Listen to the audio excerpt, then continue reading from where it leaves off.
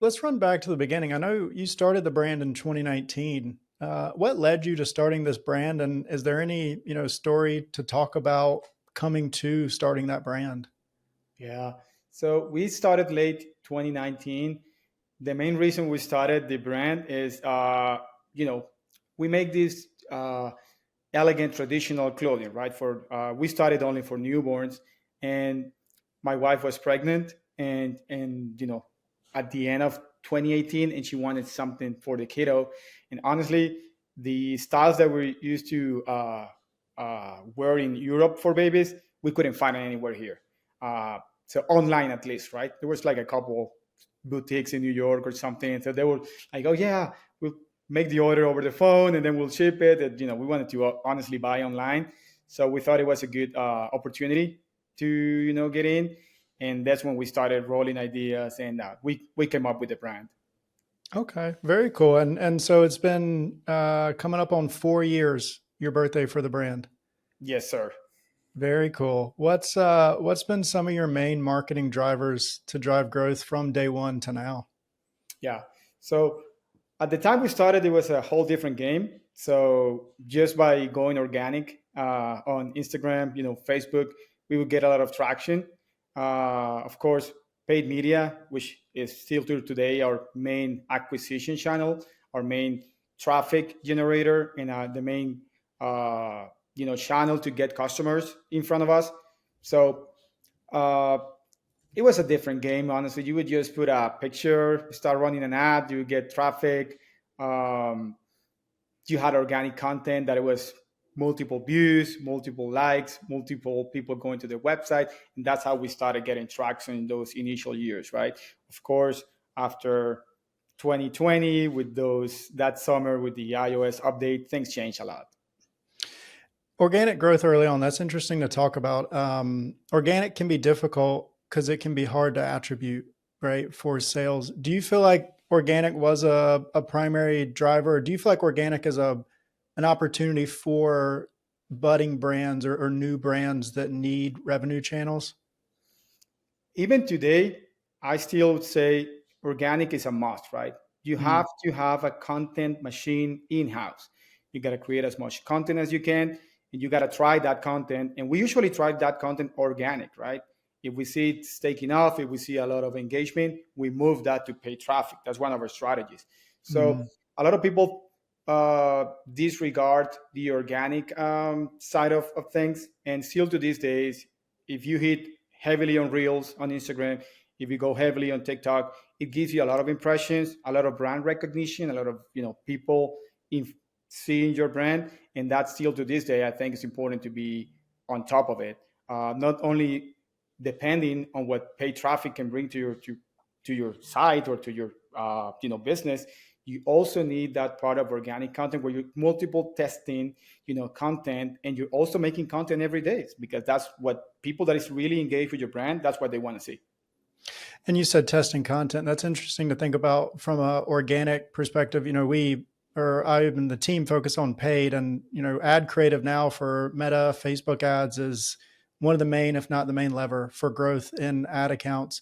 But I could see how you could test ad creative types on organic as well. Tell me a little bit about your mindset or strategy behind testing creative. What does that look like? Do you bucket it in different categories or framework it in any certain way? Absolutely. So this is what we usually do when we're tasting new creatives, right? We actually go very heavy on testing creatives at the beginning of each month, right? And then we usually find some winners. So we for every campaign that we create, we put it in two separate. We create like a duplicate of each one, right? In one, we create multiple angles and multiple hooks and different creative itself inside the campaign, like different videos, different pictures, seeing what can stick. On the other side of it, we pick the one that we like the most and we think would be the most, with the most engagement and most clicks, and we test five different type of copy, and that's, we sometimes we make it funny, we make it in, more like a sales approach. We focus more on benefits on the other ones, and the other one we speak more like cute language. So we test copy on one, creative on the other, and then of course we pick winners, and we start killing out the ones that didn't work, right? So it's an approach that we take, and we also have a lot of content in house. We create content daily, and whatever we see is taking off on organic, we immediately push it to the side of paid traffic. And so I was looking at your ad library not long before this call, and I noticed that you're running. I noticed a couple of things, so I won't say them all at once. We'll chat about them. But I noticed you're running a lot of static UGC images of the infants or of the babies wearing clothes. That was interesting to me because we've run that in accounts, static UGC, unedited, and we did testing at one point where we tried to doctor it up. We tried to add, graphic overlays and make it like look like an ad, and it genuinely or generally always performed better completely unedited, like completely just the UGC image, even if it was, the lights or the whites were way blown out and it was grainy, something like that. Have you seen the same thing? Have you tested running edited versions of the UGC? I'm glad that you mentioned, because we saw the same. The In our niche, the more raw the content, it Mm-hmm. seems to perform better, right? Mm-hmm. If it's on videos, if it's a mom, just like just waking up out of bed with the holding the baby and just talking about the product, seems to convert better than just like a really branded ad, right? Not just because of the customer being more savvy these days, that they can sees an ad, but also I think it's more authentic and real, right? Mothers are looking for authentic, are looking for connection, and once they see that, I think that immediately drives the click. And on static pictures, that's still one of our, I would say the even about 50% of the creative that we run, cute babies wearing our clothing, nothing on top, no relays, no overlays of text, just a good enticing copy, picturing the benefits and the feel of the mom, how they're gonna feel when they get see their baby with our clothing, and that performs very well. We have a saying on our content bank where we're creating content for organic, and where we're creating content for paid.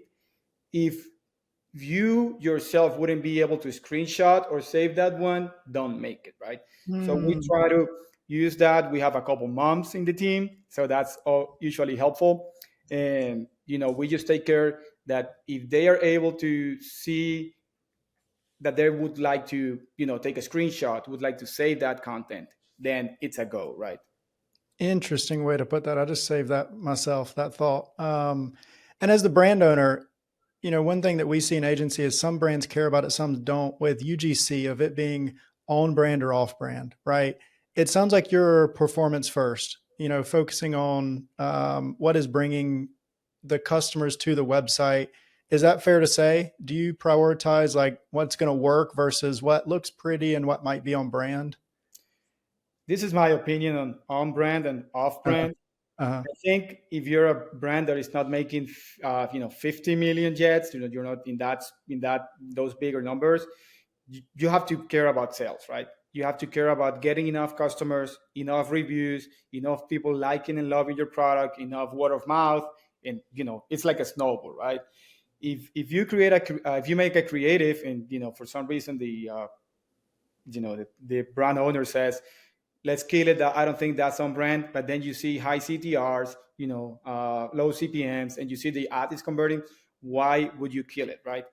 At that point, who cares is if off brand or feels off brand? If it's making sales, it's going to benefit your brand, at the long term. So that's my approach.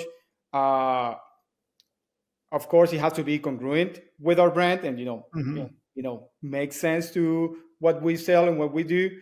But I don't really care if it's off brand, let's call it like that. I care about Mhm.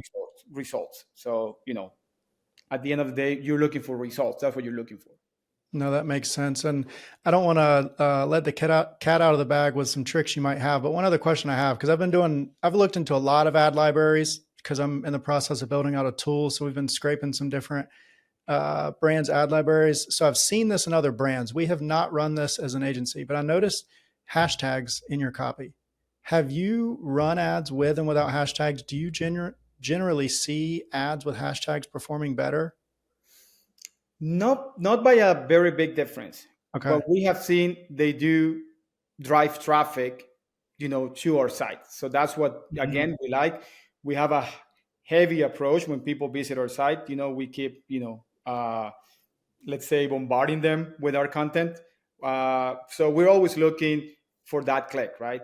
I know, with us, the main impulse is to drive the conversion. Sometimes getting the people to your site is always is it's part of the game, right? Then you Mhm. start using your other marketing levels like email, SMS.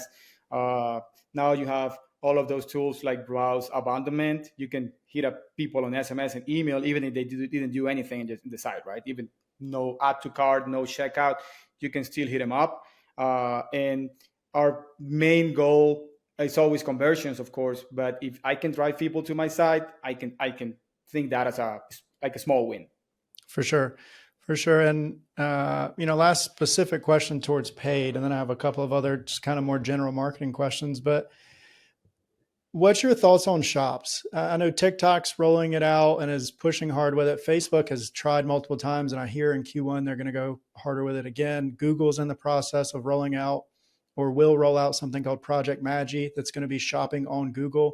What's your thoughts on that? And have you seen any success with shop ads on Facebook or Instagram? Great question. For shops, it's been a huge game for us, and it's Mm, the Facebook shop. It's been mhm, driving a lot of sales. We have used it since they began. They have improved it a lot, which I'm glad. It's another sales channel, right? If it's making you sales, why not? mhm, Also, they give discounts to their customers, and they subsidize that discount. They give them, I don't know, let's say 20%. They take care of that. You get the full pay, right? So, they're really pushing hard their shop on TikTok. It's funny because we wanted to have it set up before October 26th because we're going to push it hard for Black Friday. We had it set up yesterday, and they finally came up with this tool where you can sync your catalog to TikTok directly and not having to use any apps or any services, right? So once when it was that way, I didn't want to deal with any apps. It's gonna mess up with my whole um, catalog. I didn't want that because we run DPA ads. So those catalog ads, we use an app that takes all, it's always like sweeping and getting crawling all the data from our, catalog. mhm. We didn't want anything to be messing up like TikTok, then, the DPA ads and also shops for Facebook.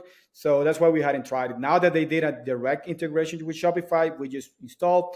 I am yet to see results. Let's see how they do it for the Black Friday. They're going to push it a lot. But Facebook shop, the way they're doing it now, they're way doing it better. They're collecting UGC for you. They're helping you, getting leads like email. They are, because when they started, they didn't even send the tracking numbers to the customer. So it was a whole customer service mess. Payments were messing up at times, and yeah. It was a mess. But right now, I've seen they're doing a better job. And again, it's another sales channel. A lot of people just trust buying directly from Facebook. And we have right now, I think, over 5,000 reviews in Facebook already in that shop. So it's always, another source of making sales and driving traffic. Yeah, and I know we talked on this a little bit earlier where you were saying early on it was different. You were organic social, you were doing some paid, there wasn't maybe as much strategy behind it, and you've evolved with that. But I mean, if you're just thinking about talking with a brand that's in the startup phase, they're either pre-revenue or let's say, $5,000, $10,000 a month. And I know this is gonna be different for every brand, but are there any general tactics or any general things that a brand should be doing very early on to make sure they're setting themselves up for success and just getting revenue in the door? Absolutely. So first is have a good product, right? That's the main thing. If you don't have a great product, it's going to be very hard for you. If you have a very good product, then you can market it, right? So you have to see things in different levels, right? Your marketing, your customer service, which includes, a couple of things that I'm going to mention, and then your finances, of course, you got to keep them on top, and then, you got to see results, right? So we were talking about earlier, it was a whole different game. Right now, you cannot just wait that you're gonna upload a copy, run some, campaigns to it, and it's gonna stick, right? You gotta be really conscious with your testing of creative in making things. Don't don't say things don't work if you haven't really tested out. Each brand is different, right? So if you haven't made founder ads, if you haven't made advertorials, if you haven't made different hooks, different angles, you're not really testing, right? We have ads for grandmas, we have ads for moms, we have ads for fathers, we have ads for people who are just looking to give for baby showers. There's different angles. We have hooks that are funny, hooks that are more of a selling, hooks that are discounts. So you gotta keep testing to see the winner. You also have to make content daily, especially if you're starting, right? That's free. You can have your content, you in front of a camera, depending on what you do, make that content, see what sticks, see what people likes. You can move that to paid, right? I think still to this day, the playbook is, good product, good content, then paid media, which is Facebook. If you're starting out, don't go crazy like going on TikTok, paying all these other channels. Facebook still to this day can take you to 30 million. That that's still the best way to do it. And of course, if you have the budget, you can add email and SMS. Email, I think, is a must. I know SMS can be more expensive, but you definitely want to add it to once you keep growing because it's a really high converting channel, right? Then it's not only about having a great ad, you really have to put effort on your website. If you're starting out, you need social proof, right? Start collecting reviews for day one. Start hustling to get earned media. There's a lot of people looking to make a article of new brands, a lot of people, but you have to hustle, right? You have to write, how do I get in your list? How do I be on your website? I know it can be paid, but what can I do? Can I offer a discount for your customers? Can I offer like an affiliate promotion for you in your blog? So there's a lot of ways to earn media, because if you don't have that earned, you don't have that social proof, it's going to be very hard. So your website, when you're starting, has to have that feel kind of like a landing page. If you're running the ads directly to your homepage, if you make a really beautiful piece of creative, funny, enticing, people click, and then they go to a product, and you kind of lose the message that you're trying to connect to the customer. If, let's say, my ad, right, is talking about the benefits, butter soft clothing, comfy, cozy, hypoallergenic, it's completely safe for your baby's skin, and then they go and they just see a product, it just kind of confuses the customer, right? If you take the customer to the same approach that you were projecting on that ad, if they go to a homepage where the first thing they see is the world's softest baby clothing, that's a very brand, like a very big statement. Then they see, over 25,000 moms love our product. Then they see a little bit of benefits, and then of course, shop now. Then they keep scrolling down and they see we have been on Forbes, we have been on NBC, we have been on Trust. And then just building that trust, because if you're not big yet, you gotta earn that trust as soon as possible with reviews and, of course, like I said, earn media, and kind of make your homepage that vibe or feel of like it's a landing page. Very informative, very educational. Yeah, and it looks like you have done a great job at getting that social proof piece. I mean, those ads that are running that UGC, do you have like a app or pipeline you're using to get user generated content in the door? Yeah, you use an app. It's called Archive. And you can install it directly on your Shopify admin. Every time someone tags you, you immediately get that content. Oh, okay. Very It's called cool. Archive. So it's very good to get that content. And on the other side, we usually get, I would say, about 100 pictures from moms, because it have become like a competition in our community. So, hey, this is my baby, please post it, or this is my baby, you can use it for ads, whatever, right? So it's very fun to see how moms have engaged to our community, and they want to be showcased in our socials and even the ads. Well, and it sounds like you have a good community, which I imagine that helps drive the ability to get insights from your customers as well for things like messaging and stuff. Is that fair to say? It's fair to say. We have very cool tools like post purchase surveys, which give you a lot of insights. But we also have communities, right? We have a WhatsApp community that we push a lot. People get in there, and we usually run polls all the time. Like, what do you want to see next? What colors? What sizes? What are you looking for? What other products? And then we give a list of products they might think we think they might like. And it's always fun and engagement, because when you see them like, no, I think this should be what you want, and then you're actually giving the people what they want, right? We at the, we didn't have the WhatsApp community at that point, but we sent an email when I think we were at the first 10,000 customers, and I did a blast like, what do you think? What would you like to see next? Bigger sizes, more colors, more something.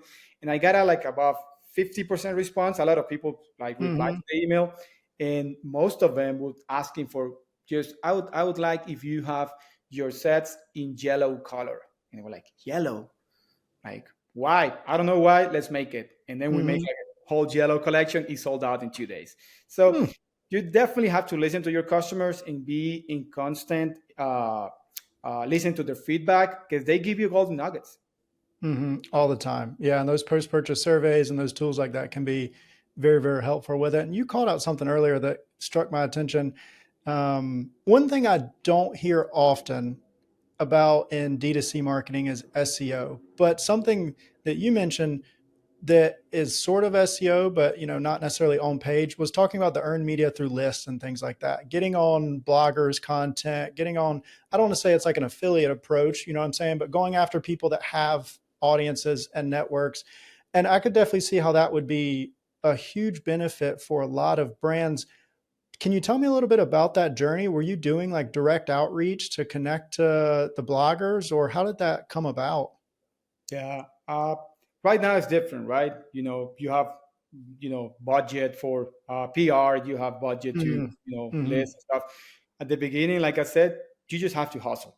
Mm-hmm. You it like just Google whatever your brand is and like top 10 baby clothing, and then you see a bunch of lists, right?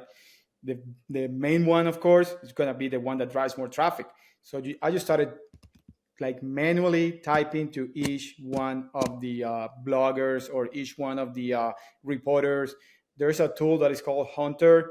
With that tool, you can actually Mm-hmm. get the email from those guys. And I started reaching out. Some of them would say, "Hey, uh, I would love to include your brand. This is the price." Some of them would just say, "Hey, well, maybe we can work out some kind of type of deal with like a code. I put it in there and I get the commission." And that was like, that works. And another ones again, they were just looking for making content, and they would say, "Oh yeah, next time let's do like a quick interview of what your brand is about, and I'll post a couple things, and then I'll just post it out, right?" And now thankfully we have media that reaches out to us, but at that time when you get started, like you mentioned, you definitely have to get on board because that's going to drive you a lot of clicks. And once people see you in those lists, that's the social proof that I meant, and that is the trust that we're looking for, right? Like, oh, I really trust this blogger, has been on the talking about baby products for so long. If they included this brand, it's because they really believe in it and they really think it's good, right? So it is a lot of work. At the beginning it's kind of heartbreaking because I would say there's a 20% uh, response rate that you get. And then out Mm-hmm. of the 20%, 1% you actually get a deal with, or they actually looking to post. But that one can make a huge difference. For sure. No, definitely for sure. And it's earned, like you're saying. So it lasts a lot longer than, there's an immediate benefit or gratification to a paid ad, right? But that earned media can keep bringing in sales long term that way. So, and I imagine you could staircase it as well to where when you start reaching out to new blogs, you could say, hey, we've been featured in X, Y, and Z blogs. Would you also like to feature us as well? Which will probably increase your receptivity to new bloggers as well. Absolutely. And once bigger blogs or bigger publications see you in smaller blogs, they get that interest and reach out to you. Like, Mm-hmm. hey, I saw you guys were featured here. I love what you guys are doing. How about we have a talk about being featured in our thing? And it definitely is earned, and in my opinion, I think it makes a huge difference. Yeah, for sure. Well, you've had a great growth path. Let's talk about what's ahead. What do you see as the next steps for the brand? Maybe it could be marketing wise, it could be product development wise. What do you see being ahead in 2024? Yeah. So next year is pretty exciting for us because we're looking to keep pushing the growth. What we are going to rely heavily or push heavily next year is more sizes. so we can keep being a part of the customer's journey, a customer's life. Because right now we only make clothing up to 12 months. And Hmm. after that, we part ways, right? Unless they buy for like a gift, baby shower, or, someone they want to gift our clothing. So we want to increase that double to up to 2 years, 24 months. And we also would like to go heavily on sleepwear. That's where we have seen the money is going. PJs, onesies, comfy clothing that kids can use all day because it's kind of cute and stylish, but also they can use for sleep, right? So there's a really interesting projection on the market in the next 10 years for sleepwear. It's at the top of my mind. I don't remember, it was a lot of like $1 trillion, and we were like, this is something that we should definitely focus, because we have them. We have PJs, onesies, but again, up to 12 months. And we want to go bigger on only the sleepwear and making more collections on that. So that would be our focus, definitely. And a question that just came to mind, and I understand, you're a clothing brand, so this may be off kilter, but just a question: do you ever see opportunity to add product line that may be things? Because in theory, you're technically selling clothes to the mom, right? To look at, to enjoy, right? As their child wears it and is comfortable. Do you ever see the opportunity to sell product line like maybe photo books or things that could store the memories of their child throughout the journey, or do you feel like that's just completely left field? Nope. We never think a product would be off brand. Uh-huh. Honestly, if it makes sense with our brand, right? Our Hmm. brand is, taking you in that journey from newborn, to Hmm. being a toddler, looking stylish and looking cute, and also being comfortable, right? So Hmm. if that product would make sense to our brand, like you can take the pictures, put them in this, and now the book with the pictures will have it'll Hmm. be branded with our name. It'll definitely, I would definitely sell it or make it, right? So I will never discard any products. I was actually thinking last month to make something for moms, make something for dads. Even like, I was trying to come up with ideas. We have a diaper bag that is in the project. I think that's going to take a longer time. That's why I didn't mention, and it's not going to Hmm. be a really heavily focused. We're going to do like a test, and when we have it ready, if it sells, we'll continue to make it. But from clothing to diaper bags, very different. I think if it's in the same niche, we can sell it. And even going after moms, make it like a cool hat that's saying girl mom, or uh, the cutest blessing or something, right? We have tried to come up with ideas so we can add more products to the brand. Definitely, that's going to increase our brand equity. I think it's going to increase sales too, because you're actually friends with the mom, right? Not with Hmm. the kiddo, but the mom is the one that's part of the community. So if we can find products that make sense and they would love to buy from us, I'll of course do it. Yeah, some way the mom could match the kid's outfit, I'm sure would be a huge raving thing. There's Um, a lot of brands that do it, and it's a huge success. yeah, and if you had to summarize everything that we've talked about today into a marketing mindset, what mindset would you say marketers or business owners should have? They should have honestly, on today's ecom world, they should have a relentless mindset. It should be testing things, should be working things, hustling for things all the time, like I said. uh Never, if things start taking off, don't sleep on it. Just keep looking for more ideas that you can add to the brand. Look for better things that you can provide to your customers. Look for more ways to engage with them so they can give you clues to what you should be doing next, right?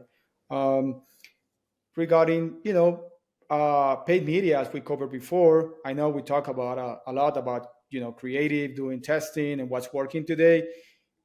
Again, if you haven't tested pretty much everything on the book, don't think it's not working.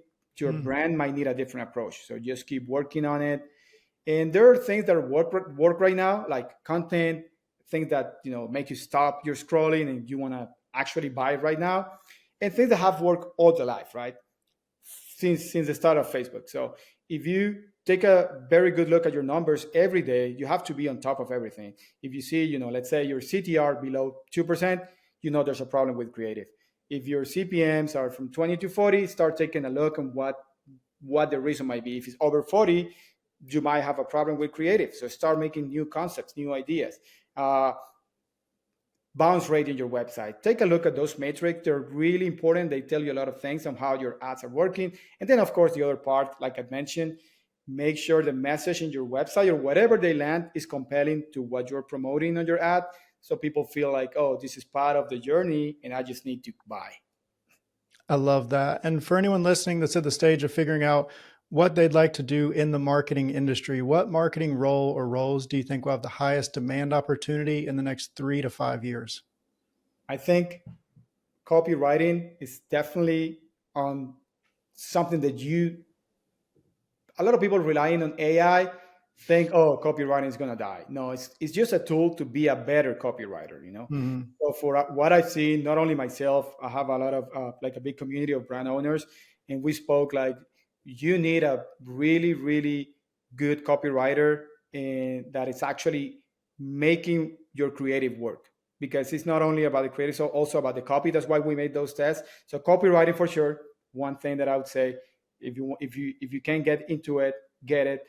The other thing that is not really marketing itself, but it's a skill that is being needed a lot of lately is animation, like 3D animation. A lot of brands are using that, for their ads, using that for their content, even for their website. That would be, something to get into it. And of course, I don't think it's going anywhere. I think it's just going to get different and even more needed with the eComm growth that we're seeing the last couple of years. Media buyer. That's not going anywhere. Media buyers actually understand how the market is working today, understand the metrics, and understand how the content works. It's going to make a killing. For sure. And last question for you. Tell us, where can listeners connect with you and learn more about your business? Yeah. So for our business, it's pretty easy. Just, grispetalo.com. That's the name of our brand. If you're a mom or a dad, have a small kiddo looking for really cute, comfy clothing, that's the way to go. And if you want to reach out to myself, I'm always an open book. I have, every time I go to a podcast or I give some kind of talk, I always say my Instagram hashtag handle is Manu Kopp. So like my name without the EL, Manu Kopp Kopp. And you can just send me a DM, ask any questions, whatever you need. I'm always an open book. I'm happy to talk about marketing, eComm. That's something that I love. So why not? Perfect. Well, I appreciate you coming on today. This was a great episode. A lot of good insights on the growth journey. And I know listeners will love it. Thank you so much, Colby, for having me. And I love it being here. It was a pleasure.